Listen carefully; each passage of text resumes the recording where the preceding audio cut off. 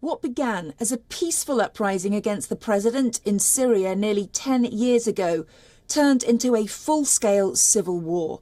More than 380,000 people have died. Today, the country is facing a humanitarian crisis, with children as young as 12 taking up jobs and working in hazardous conditions to support their families and to put food on the table. Our next report tells you more.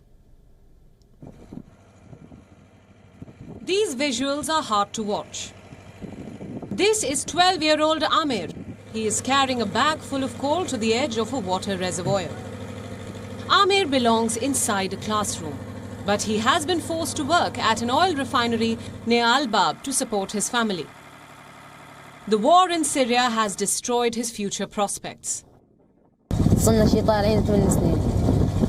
My name is Amar Al-Shaiban and we fled 8 years ago. I work here at the oil refinery to support my family. 4 of my siblings were killed by the regime. We have debts, so I have to work here. It's not in my hands. I'm not going to school and don't want my siblings to work. I work summers and winters in the refinery to support my parents. Another young boy, Muhammad, works at a scrapyard. The 15-year-old orphan has been working since the age of 9 for a basic foundry where he helps melt metal and breathes in toxic black fumes daily. There are more heartbreaking stories such as these. Children forced out of classrooms and into jobs involving dangerous working conditions.